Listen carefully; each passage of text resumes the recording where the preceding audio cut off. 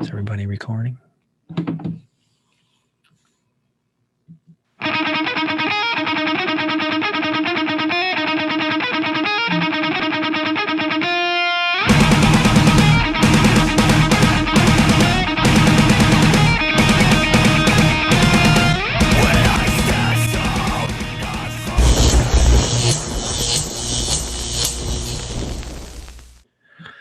All right. Welcome back to Chicago Archery's To The Point podcast. As you can see, I have a guest today, my lovely wife, Carrie. Yeah, Hi. she was like, oh, sorry. The whole ringer thing just didn't. We're off to a running start on this one. All right. Just to start off with a couple things, I'm going to throw up the email up there, and there you go. Remember, if you have any questions or if you want me to cover something, go to Chicago CATOTHEPOINT@gmail.com. That's CA to the point at gmail.com if you want me to put anything up. Also, remember that we have a YouTube channel, CA to the point, or Chicago Archery's To The Point, YouTube. Look it up, and you get to see the video of the podcast happening. All right, I'm kind of blinking in and out of here, so I am going to take this background off. It's not working well. We're doing another version of the podcast now where I'm going to be blinking on and off. I'm going to be able to throw some stuff up here too also. So today we're going to cover sights, which Carrie is going to be the person that I talk to because obviously I can't stay focused. And I'm going to try to explain to her how to pick out a sight because Carrie's getting a new sight for her bow this year. And we'll talk a little bit about what she likes in a sight and why. And she has a little bit of experience with a sight that she has now and what she likes and don't like about it. So she's looking at a new sight. And I'll be putting up pictures and you'll be able to see those on the YouTube and I will explain them on the podcast. Okay, real easy. Thanks again, Wings of Severance, for that wonderful, I'm going to do an adjustment here, wonderful intro that we have, or awesome intro that we have. You can find them on YouTube, or not, iTunes, iTunes, SoundCloud, and all those other things. Yeah, I'm getting that wrong, aren't I? As usual. Okay, let's jump right into it. Oh, the other thing that we're going to have is I'm going to be putting on my Bohr breakfast sausage seasoning recipe that I've made. And it was good. It was very good. Yeah, you could get a little closer to that. I'm fine. Thank you. No, I got to be able to hear you. As you can see, this is going to be interesting. I need somebody to keep me focused, and nobody than somebody that's been around me for a few years to help me keep focused. All right, so let's jump right into it. Okay, I am going to throw up. We're going to first talk about the basic parts of a sight. Okay, a basic sight, and is, if you look at the YouTube, you'll see it. I just stopped sharing that right there. Okay, we're going to do this again. Put this one up and just that one, and let's hope it just stays there. Okay, we got two. How I got two, I don't know. I really don't know how I did that. So anyways, basic parts of a sight are going to be where you're mounting. You have different ways of mounting. You have a regular hard mount, or you'll have what they call like a dovetail or a bar. Okay. And I'll explain what those are for. You also want to have a level, as you'll see here on the screen that I am trying to show here on the screen. You have a level here, and you have your pins. And now the pins come in two different sizes. As you know, there's the real small ones, which are 0, 1, 0, 10 thousandths. And then there's the 0, 1, 9, 19 thousandths. Okay. The 1, 9 are a little bit larger. And I believe that's what you're using on yours now. Okay. We have multi-pin, which I'm showing on the screen now, which we have anywhere from 3 to 5 to 7 pins, or a single pin, which you have been using. A single pin movable. Remember? I thought I had 3. No, you got 1. Okay. Oh, you're right. I do. I have 3. You have 3. You have a 3 movable. Okay. So they come in different variations. You can have a 3 pin, 5 pin, 7 pin, and it can be movable or stationary. And we'll explain what that is also. You got a level bubble that helps you know when your bow is set, and the dealer sets that up, and that's my job. And then the other thing here is I'm going to put it on this particular bow is the third axis adjustment. And I'll explain what all that is for, as we all know. Okay. I would not buy a sight without a third axis adjustment because being in Illinois, we tree stand hunt. Okay. So I'm going to pull that out of there now. All right. That being said, we can go right into the multi-pin and single pin. What do you prefer? Do you like to have 3 pins in there or a 1 pin? For me, being so new, I would say a single. You like the single pin? Only because to me it's confusing otherwise because I don't go for different yardage. Right. And when you do, you just want to just set it. And you have all the time in the world because you don't hunt with yours. You just... I just shoot. Shoot 3D and indoor and outdoor. Okay. So what she's talking about is... she likes a single pin where it's movable. Okay. And the movable part is one that has, I'm going to throw it up here on the screen and I'll explain it. The movable part has a wheel off to the side. Now there's different types of wheels. There's some that are closer to the frame of the sight and there's some that stick out a little bit more. And I'm showing one now that has a little bit, sticks out a little bit farther. And then I'm going to show another one that sticks out not as far. Okay. Let's get that one. Okay. So we got that one up there. All right. And the reason, let me explain this to you. So one's really close to the sight and one sticks out a little bit far. Okay. I'm not letting you see the pictures because I want to explain it a little bit better. All right. Why would we have those 2 different ones? Well, mostly it's for convenience with a quiver. Okay. Okay. So some guys don't use a quiver. So they like their bows a little bit slim, a little bit more slim, streamlined. And they can get at that knob. Some people like it sticking out a little bit farther to get outside, so they don't have to reach around their quiver. They can just reach and grab the wheel. And that's a big deal for a lot of people.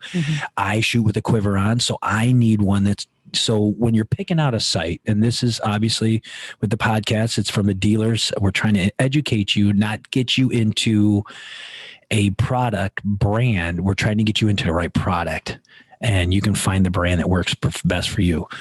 So some guys that are like, that take their quiver off, that go in the tree stand or want a little slim line, or their quiver comes all the way back, or they have a 2-piece and it's a little bit tighter in. They like that closer one. Okay. All right. So that's the movable knob. And that's what we were talking about. Right. Okay. And then having the single pin for different yardages, you obviously have to move that pin for different yardages. And that's what the wheel's for. Now, can you have a multi-pin with a wheel? Yes. So if you have a 3-pin and you have it set for 20, 30, and 40, and you want to do 50 or 60, well, then you would use that bottom pin and move it. Okay. So that saves you some time. A lot of people look at it as this reason. I only shoot 20, 30, or 40. I'm not going to shoot anything over 40. But if I do see a coyote or a larger size animal that I'm going to be shooting at, or I feel I can make that shot, I have more time because they're farther out. So that's why somebody would want that. Also, guys that like to practice farther range and just use it just for practice, they have 5 pins, or if they shoot larger size animals, stuff like that. Makes sense. Right. Right. Makes sense. Okay, good. At least I'm making sense so far. I really do that. Yeah. Yeah, that helps. Okay. So that's what we're talking about. You got a 1 pin 3-pin or 5-pin. We should, and you pick the size you want. Some guys like the smaller pin sizes, or gals. Somebody likes a smaller pin size for a little bit, so it doesn't block as much of the animal or the target. And some like the larger one because it gathers more light for low light situations. You got to kind of figure out, a lot of guys in the Midwest, I'm told, they like the larger size because of the low light conditions when we see our deer early morning, late evening. So when it glows, it barely glows. So it's actually smaller than what it actually is. I have my reservations with that, and that's my own opinion. So I'm not going to throw that out there, but a lot of guys like the thin, small ones, and then add a light to the sight. Now that's another option you want to look. Is it take a light, and where's the light located so it doesn't break? If it's sticking out the side, easier broken off than it would be up the top or the bottom. All right. Okay, for mounting, let's talk about mounting. Let's get right into that. Okay, so we're going to talk about different mountings. All right, and there's the hard base. All right, which we showed earlier, and that's one that's. Whoops! I just put up the wrong thing there. I'm trying to put up the right stuff here, but it's not coming up. So if you have some that have, I don't know why that's going down. All right. For some reason they're mixed up, and I don't know why. And I don't know why it won't come up to the front. So I'm going to have to stop sharing the screen. All right. So if you have a hard base, that means you can't slide it in or out, and it's kind of set, and you can't take it off. Okay. All right. It's bolted on. So that type of frame is, you kind of set it and forget it. All right. And then there's another one that's called a dovetail. And then that's one you can unscrew the top and you can slide it out or in. That has two purposes. When you're torque tuning the bow, which is a whole nother podcast, you can move that in or out to help with torque tuning, or you can set it for where it fits in your peep sight perfect. So you can adjust a little bit better out there so you get your peep sight, or you can have it farther out. So actually there's a third purpose. You put it farther out, you see more movement, and your pins will be closer together because it's farther away. Okay. So then you would use a smaller peep to try to get your rings comparable to size, because you want to get it. You don't want to be overlooking the sight with your ring of your peep being larger and seeing more than just a sight. What you want your peep and your sight to match up ring for ring. So you'll know if the ring, if you're torquing your bow, you can use it for torquing your bow and stuff like that. So a lot of guys go, it's a little bit heavier of a sight, but having that bar or dovetail or whatever, where you can slide it in or out, gives you a lot more options. Okay. You understand? Yep. Okay. But for like hunting purposes, where guys set it and forget it, they set their bar out there, which is usually around the size of the ring, and a 3/16 peep usually works out pretty good. Okay. It's usually about your standard. Okay. So that's why they kind of build them that way. And then they torque tune with their rest, obviously in another podcast. All right. Mine's hard mounted. Yours is. Okay. Yours is hard mounted. The one you have now. Right. Then you like it because it's just set it and forget it. Yeah. Right? I don't have to worry about it. Right. That's a great thing for you. Now I'm going to try to share this screen one more time. And please, Lord, hold the shift to select. Oh, okay. Shift and up. Okay, to select between them. Shift and up. Did not work. Did you hold shift? I did hold shift, and it didn't work. Okay, so we're learning as we go on this podcast. We're trying to obviously do some more stuff with this and make it more entertaining for you guys. It may be actually less entertaining. So for those of you who are listening to the podcast, you're not seeing the stupidity that I'm going through. So you can also go to our YouTube channel at Chicago Archery's To The Point and see how stupid I really am with the computer and see how it works. We have been working at this for quite a few hours today. Just to get this one up and rolling. So yes, I'm trying to get between all of this and I don't know why. Okay. I'm showing up right now. I'm showing there's another type of site, not just a hunting site, but there's a competition site. And I'm just going to show the pictures up, but a competition site, you can put your own scope on it and add all different types of shades on it. You know, on the actual scope, you can screw on shades and make it longer so you can get a clearer view and you get less, you know, sun interaction with it. You can put a lens in there and right. Yeah. Oh, no. And you can put, it has a lot more micro adjustable. So, and then there's different types of that, you know, and that has a bar. So you can set that out in or close, you know.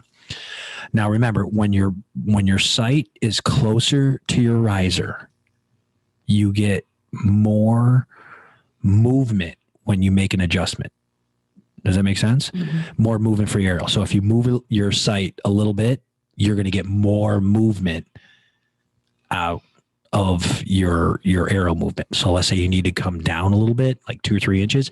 You have to move it less when your sight is closer to your bow than it is when it's farther from your bow. Okay. Does that make sense? Yeah. Right. So because you get less, you see more movement, but you get less adjustment, I guess you could put it, when it's farther out. Okay. There's a little tip for you there. Okay. And now I'm putting up here now is a recurve competition site. And the difference between a recurve and a compound is a recurve goes slower. Mm-hmm. So the reason that bar in the front that goes up and down, it's larger, it's longer. So it gives you more movement. All right. Okay. I threw that out there for the recurve site people. So you can tell the difference. So if a guy is buying a site, right, they know if they're getting a recurve or a compound sight. Okay. All right. The compound one's a little bit shorter. I should say that up and down is more smaller. Okay. And a lot of recurves, the Bohr sausage thing keeps coming up and coming up and coming up. So, somehow I'm going to stop that. All right. So it's back to me and you. Okay. Right. So we got that taken care of. All right. So we got the knob. Now remember, the more bells and whistles you have on your site, the more stuff, like micro adjustability on a site, the heavier the site's going to be. Right. Right.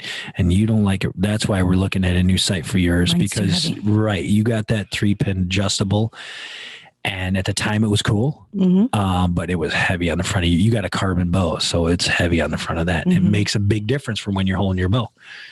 So think about that, guys. I sell a different variety of sights, and I try to, when somebody tells me, you know, I'm looking at their, you know, they're buying all this really nice light equipment, and then they go and buy this crazy 5-pin adjustable with micro adjust. I'm like, you just defeated why you tried to get all that carbon. Mm-hmm. So go with, you know, you got to kind of adjust. Ask your dealer. If I'm not your dealer, ask your dealer so you can get what's right for you. Ask the right questions and tell them what you want. If they don't have it, order it. Okay. Even though the manufacturers all suck this year for getting us out any kind of product whatsoever. And I don't care what manufacturer's listening, because I'm not sponsored by any of you guys. I buy your shit just like everybody else. Mm-hmm. Yeah, they're just slow, man. You can't get anything. I feel so bad that people have ordered stuff and it's just waiting on it. I think the whole world is just slow right now. Yeah. Yeah. It's not just them. It's horrible. But either way, right. That's what you get, what you want, man, because you're going to be happy. And these sites now are built forever, you know? So, okay. So we talked about bar and frame and the bar and the frame. And we talked about the different sites, and that's pretty much a lot about the sites. Oh, let's talk about the third axis. Let me bring up, if I can, I can get it to come up. Let's talk about that third axis. All right. Now, you have, and I'm going to show it on this one if I can get this one to come up. To select multiple windows. Please, Lord, no. And it did. I don't know why. It just does. So let me see if I can get, it keeps coming up between, and it won't bring up the actual window that I want it to bring up. I don't know why. You need an editor. I do.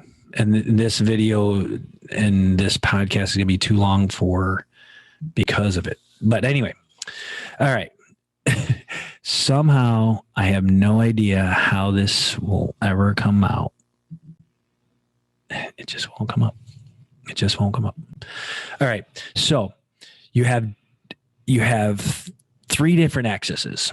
All right. And think of it like looking straight away. They're like you're looking from the back of the bow, from the string towards the front of the bow. Okay. All right.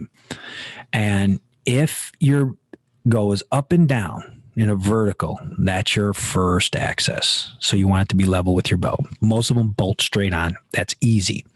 Your second axis is like if you were leaning left or right. Okay. Okay. If you're leaning left or right. Now your third axis is like if it was a tail, if it was going left or right. Mm-hmm. Do you understand? So if your sight, so the first and second axis, the second axis, your dealer levels your riser. Okay. And then he levels the bubble. He levels the frame and then he levels the bubble, depending on which one. All right. Your third axis is like an in or out. Now, at straight flat, you can sight in your bow, but on an angle, if that axis is in or out a little bit, it'll throw that bubble off. And then when you go to level your bow, you'll be tilted on your second axis, which puts your sight to one direction or the other, which means your arrow is going to go one direction or the other, left or right. Okay. And with a third axis, you could be 8 to 13 inches. I think somebody told me. You don't want to have to hold me, but it's easy, 8 to 13 inches at 10 to 15 yards. Wow. That's So a lot. yeah. So you can completely on a deer, you could miss your mark. Go be outside the lungs and be in the liver.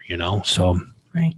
you want to do the best you can and make sure you get a good sight that has a third axis. Now, I've worked with one of the companies, and I have a third axis put on a lower end sight to be used. So we have a third axis, a little bit more valued sight. And man, I sell hundreds of them because it could be the last site you ever need to own. I mean, it's a beautiful made site. So come in and check it out. I'm not going to sell a product. You guys, you know what you want. You guys listen to a podcast. These guys tell you all the different things. And I'll say it, and I say it in every podcast. Just remember, when they're telling you something and they're telling you to go out and buy it, that's marketing, dude. That's how they get paid. All right. So if you like something, you like it. That's all there is to it. But find the product that works for you. And there's a lot of them out there. Okay. Is that the one going on my bow? Yes, it is the one going on your bow. Well, actually, we're doing a little bit of custom because you wanted a certain color pin and stuff. And I do custom work on sites. I've built a couple where they wanted different color pins and stuff like that. I do all that. All right. And I have a lot of the parts for at least one manufacturer. I do total custom sites with them. So Purple or green? I can do a green pin. I'm not doing it. There's no purple. Okay. Oh, well, actually, there is. I know. I got I've seen a it. bluish purple. Okay. Mm-hmm. And nobody else really has that. So, okay. All right. So that's pretty much the site. I don't want to go too much more into sites because this podcast is already getting long. I get to sit here and stare at my beautiful wife the whole time. She gives me that look like, shut up already. So, okay. So the last thing that keeps coming on your screen is I'm going to share is a lot of us go pig hunting in the winter after deer season, right? And you know it. You start getting that cabin fever, man. You got to get out. And what do? We fly Florida, Texas. You know, a guy's going to Tennessee next week, pig hunt. And you know, some of them pigs, the South Texas, they're chewing on some, pretty much the only two things you can chew on in South Texas is dried up brush and rocks. So there's not a whole lot. Yeah, they're tough. So what we do is I make my own sausages, so like breakfast sausages is an easy one to make. So this is your first one. And this seasoning can work on venison, antelope. It worked really good on the antelope, right? Pronghorn antelope. It was fantastic. I mean, I was grinding steaks to make breakfast because if you had pronghorn antelope, it's a little rough to eat. So I'm going to put this up here, and I'm going to let it for people. I'm going to read it out for the podcast. And then if you want to write it down or take a look at it, you can look at it on the YouTube if it comes up for me. And it did. It came up for me. Look at that. I'm hoping that this shares my screen here. Okay. So this, I apologize for anybody that's watching YouTube for this particular one, because I'm running solo right here. My buddy Rick's not here to save my ass. So I'm leaving this up here so you guys can see it. What am I? That's somebody else's job for a while. All right. So, okay. So this is the Boar breakfast sausage, and you can use this for venison. You can use it on your own. Now, if you try using grocery store pork, you want to use more pork than this. I use less pork, more seasoning, and this comes out really well. My last pigs were from South Texas, down by Eagle Pass, which is right on the Rio Grande. So what you do is you want 1 pound of ground boar. You mix in 2 teaspoons of dried sage, 2 teaspoons of salt, 1 teaspoon of ground black pepper, 1/4 teaspoon of dried marjoram, not margarine, but marjoram. I don't even know how to say it. marjoram, marjoram. Okay. That's 1/4 teaspoon of dried marjoram, 1 tablespoon of brown sugar, 1/8 plus or minus teaspoon of crushed red pepper. I use more. I like mine spicy. Yes. And then 1 pinch of ground cloves. Now, mind you, 1 pinch of ground cloves. Go easy with that. All right. Don't make sure it's a good pinch, but don't overdo it. All right. Because cloves are very strong. Right. But man, we've been eating it. It was good. It was very good. Yeah, we've been eating it. And you know what's another really good thing with it is, but it's not really greasy, because wild boar isn't that really greasy from South Texas. Yeah, because they're running around. It's dry. But you can make biscuits and gravy with this. And that's really good. That's really good. You might want to get a little pig lard and throw a teaspoon in just to get some grease in the pan, or whatever else you want to put in there. I don't care. But actually, a lot of people like to use black bear, and that adds a crazy flavor to it. So, but I left this up on the YouTube. You can write it down. I said it out loud, so covered all my bases. Pretty much, we went through the sites. Now, remember, when you're looking for a site, pick out what you want your site to do. You have competition sites, which are micro adjustable. You have hunting sites. If you want them to be light, get less of the micro adjustable on it, because once you set it, you forget it. You're just adjusting your pins. If you got a good machined one, you just need to loosen the bolts, and then you can tap it with the plastic end of your screwdriver or your Allen wrench, and it'll slide nice and smooth, and you just tighten it back up. And once you got it set, and that's all you really need for a hunting situation. If you want it nice and light, like when I'm stomping around Alaska, I don't use the bar, but when I'm in Illinois, I'm just walking from my barn out to my tree stand. Well, yeah, I got a little bit heavier sight that I like that has a little bit more bells and whistles on it for my sight. So I like a heavier bow. So that's it for today. We got a little dry. Tried to do the best I could. You did great. I had my wife on here today. I'm sure you're going to see more of her. I mean, she didn't have a whole lot to say today, but I did have to get her out because we normally do our Valentine's Day together and our Valentine's Day video. And this year we didn't have a chance. So I said, well, let's do the podcast. You know, the podcast is new. And I really want to thank everybody that came out in the drones, man. I mean, the first two, one was an intro and the next one was just on buying a new bow, and the emails, and 2 weeks, 200 downloads. I mean, that's pretty good for a first podcast. Commentaries. You've gotten a lot of phone calls and yes, and people text coming messages. in. Oh yeah, and the YouTube went really crazy with it. You know, I mean that was, you know, so. Man, it's done well, and I'm hoping it's helping everybody because you guys are coming in educated to my shop already. So I know I've sold a couple bows this week from people listening to this, and they're like, man, you know, I want to try a different bow. Guy was 13 years. He was with one company.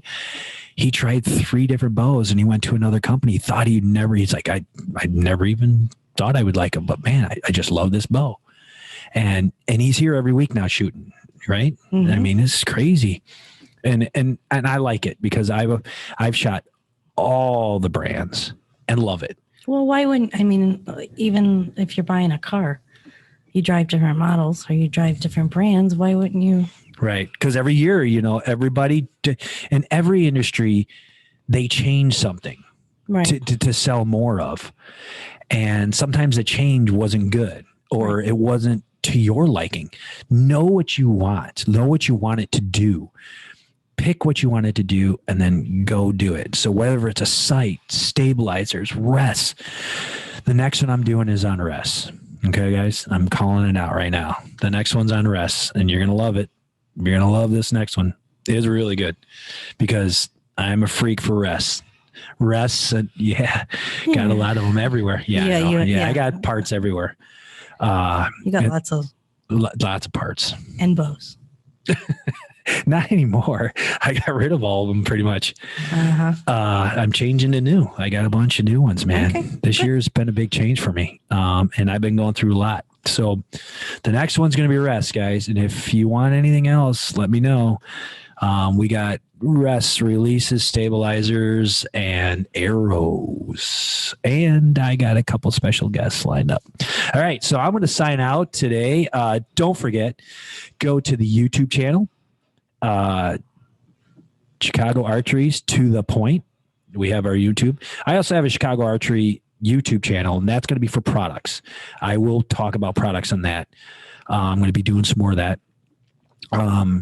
But we're going to we have just for the podcast so people can come back and they want to read that recipe. It's there. And then CATOTHEPOINT @gmail.com. To The Point. That's my Gmail.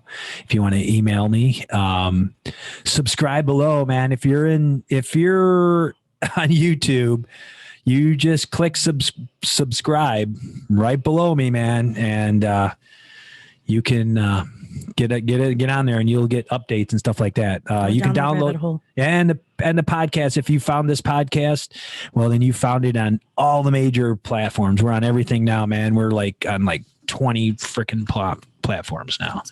Yeah, people are calling me. They're like digging it.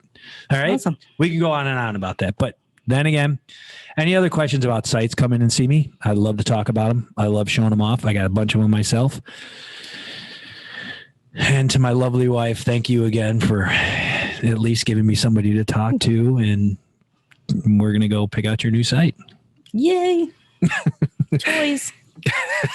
All right. This is Bob from Chicago Archery. Hopefully we'll have an ending next time. Take care. Bye.